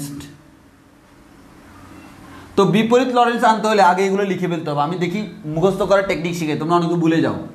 X prime equals to X minus V T divide by root over 1 minus V square divide by C square, Y prime equals to Y, Z prime equals to Z, T prime equals to T minus V X divide by C square divide by root over 1 minus V square divide by C square. Lorentz রূপান্তর আমাকে শিখায় স্থির থেকে কীভাবে গতিশীল আনতে হয়, বিপরীত লরেন্স শিখে উল্টা জিনিসটা গতিশীল থেকে কীভাবে স্থির আনতে হয়। ওই কারণে এদিকে স্বভাবে, এদিকে স্বভাবে স্থির মানে এক্স ওয়াই জেড টি, আর এদিকে স্বভাবে গতিশীল X prime T prime Y prime Z prime T prime X prime. এবার আসো আরেকটা কাজ করতে হয় কি, বি এর জায়গায় মাইনাস বি দিতে হয়। এই বি এর জায়গায় মাইনাস বি দিলে মাইনাস মাইনাসে প্লাস বি হয়ে গেল। এবার তুমি বলতে পারো ভাই এখানে, না এখানে হবে না, কারণ বি এর জায়গায় মাইনাস বি দিলে বি স্কোয়ার যে কথা minus V whole square same কথা। বি স্কোয়ার দিলে তো বি এর জায়গায় মাইনাস বি হোল স্কোয়ার দিলে এটা আলটিমেটলি বি স্কোয়ারই হয়ে যায়। ওই কারণে এখানে কোনো পরিবর্তন নাই, এখানে আসে দেখবা বি এর জায়গায় মাইনাস বি দিলে মাইনাস মাইনাসে প্লাস হয়ে যাচ্ছে। তাহলে এটা হচ্ছে লরেন্স রূপান্তর, এটা হচ্ছে বিপরীত লরেন্স রূপান্তর। এবার আসো লরেন্স রূপান্তরের বিশেষত্ব দেখব। মানে আগে আমরা লরেন্স রূপান্তর এতটুকু বুঝছি কিনা আগে বলো, এতটুকু বুঝছি কিনা বলো যে আমাদের এটাই হচ্ছে লরেন্স রূপান্তর। এর মানে গ্যালিলিও যেটা দেখলাম সেটার মধ্যে এটা কনস্ট্যান্ট আয়না লরেন্স নতুন করে দিল, আর সময়ের সূত্রটাকে উনি একটু অন্যভাবে দিল। এটা হচ্ছে লরেন্স রূপান্তর, এবং এটা আর আগের মতো আইনস্টাইনের সূত্রটা লঙ্ঘন করে না।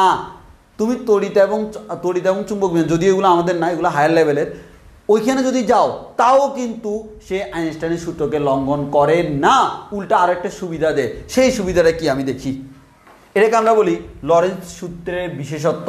তার আগে এতটুকু বুঝছো কিনা বলো। তাহলে আমি বিপরীত লরেন্সটা মুছে ফেলি। বিপরীত লরেন্স মুছে এবার দেখাই এটার বিশেষত্ব।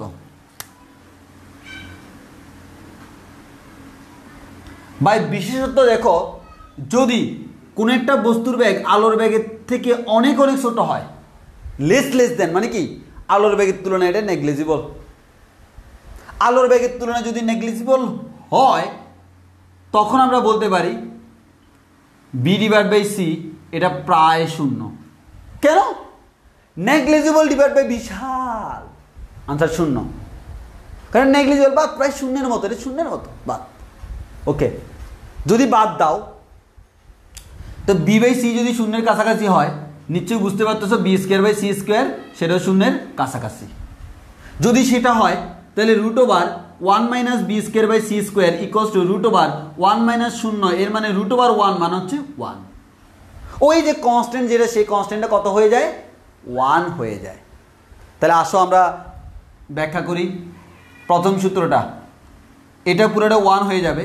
তাহলে X prime equals to X minus V T, D T সূত্রে তো কিচ্ছু নাই, Y prime equals to Y, Z prime equals to Z, আর এই সূত্রে এটা 1 হয়ে যাবে। আর এই ব্যাগটা এখন কেমন শূন্যের কাছাকাছি না, তাহলে শূন্য হয়ে যাবে। শূন্য হলে টি প্রাইম ইকুয়ালস টু টি, শেষ। দেখো আলটিমেটলি এটা হচ্ছে আমার সেই গ্যালিলিও। এর মানে লরেন্সের সূত্র এমন একটা সূত্র যেটা আমার যে কোনো ব্যাগের ক্ষেত্রে খাটে। আলোর ব্যাগের কাছাকাছি ব্যাগের ক্ষেত্রে আমরা এটা অ্যাপ্লাই করি। তবে যদি ব্যাগটা আলোর ব্যাগের কাছাকাছি না হয়ে ছোটোখাটো ব্যাগ হয় তখন এখান থেকে গ্যালিলিও পাওয়া যায়। এর মানে গ্যালিলিও সঠিক যদি ব্যাগটা ছোটোখাটো ব্যাগ হয়, 20 metre per second, 30 metre per second, but 2 crore metre per second হবে না, লরেন্স লাগবে। তাহলে আমাদের আলোর ব্যাগের কাছাকাছি ব্যাগের ক্ষেত্রে লরেন্স, আর নর্মালি গ্যালিলিওটা। গ্যালিলিও হচ্ছে অল্প ব্যাগের ক্ষেত্রে প্রযোজ্য, আর লরেন্স হচ্ছে বেশি ব্যাগের ক্ষেত্রে প্রযোজ্য। এতটুকু আমরা বুঝছি কিনা বলো, এতটুকু আমরা বুঝছি কিনা বলো।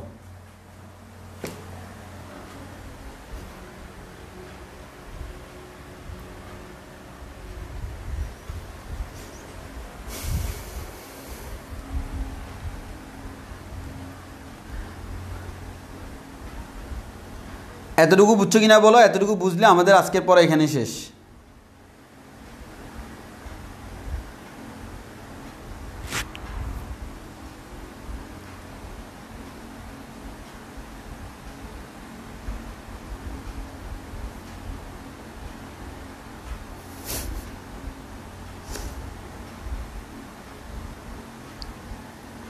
তোমরা বই থেকে লরেন্স রূপান্তর পর্যন্ত পুরোটা পড়ে ফেলবা।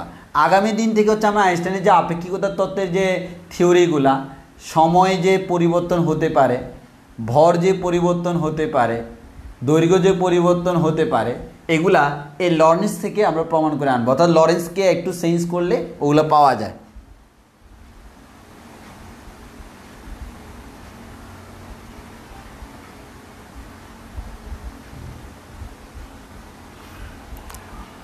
তাহলে এক কথায় আমরা এখান থেকে একটা কথা বলতে পারি, তো যেহেতু লরেন্সটা যে কোনো ব্যাগের জন্য অ্যাপ্লাই করা যায়, সো লরেন্স অ্যাপ্লাই করাটা হচ্ছে বেস্ট। তো আমরা এখন থেকে কী করবো, শুধু লরেন্সটা অ্যাপ্লাই করবো। তবে অল্প ব্যাগের ক্ষেত্রে এটা ব্যবহার করলে সমস্যা নাই, বাট কী দরকার, আমরা শুধু লরেন্সটা ব্যবহার করবো। Lawrence is best. এই লরেন্সের কল্যাণে আগামী দিন দেখবো আইনস্টাইন আমাদের সেরা হয়ে যাবে।